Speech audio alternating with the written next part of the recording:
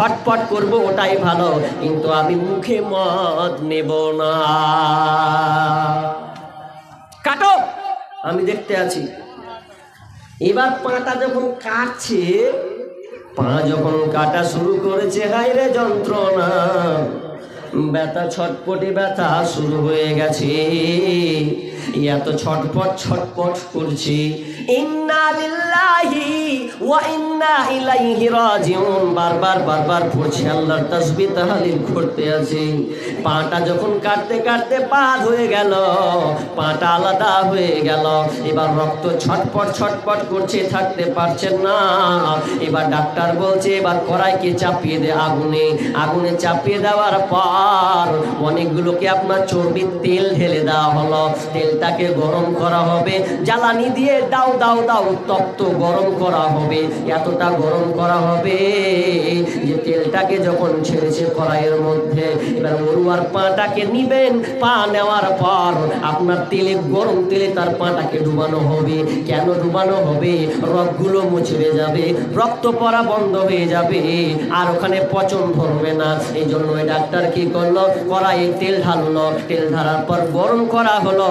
আর গরম করার পরে যখন পাকে যখন ডুবানো হলো, এত গরম তেল, মায়েরা রান্না করতে যায়, অনেক সময় মাছ রান্না করে, মাছ রান্না করতে গিয়ে অনেকটা দূরত্ব বজায় রাখে। আর এই ছিটকানি মারলে শরীর লাগলে থাকা যাবে না। অনেক সময় মা বোন আপনার বাম হাতে কিছু থালা ধরে যাতে আমাকে তেলের গরম ছিটানিটা না পড়ে। কিন্তু দেখেন উরওয়া বিন জুবায়ের অপারেশন চলছে। কেমন অপারেশন? তো গরম গরম তেল তার পাকে ডুবানো হবে, রক্তটা মুচড়ানো হবে, আর রক্তটা পড়া বন্ধ হবে।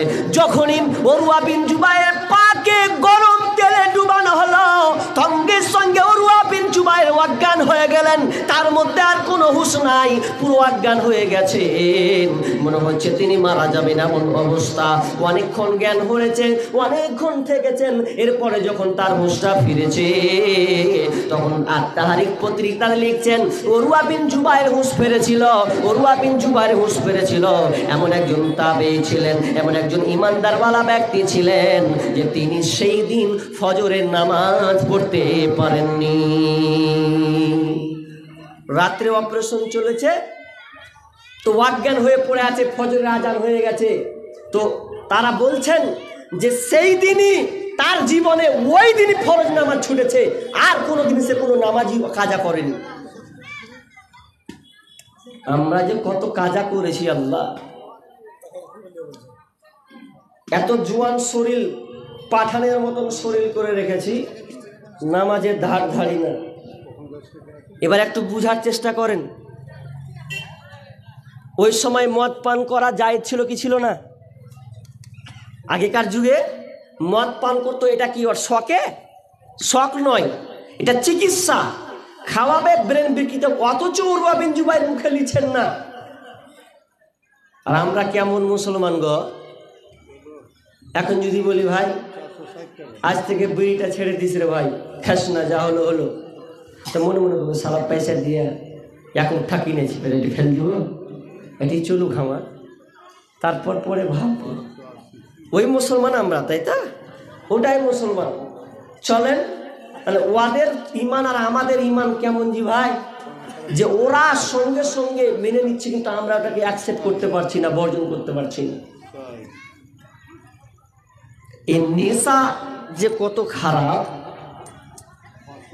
যারা বিড়ি সিগারেট পান করে ওরা সব জায়গায় পান করে।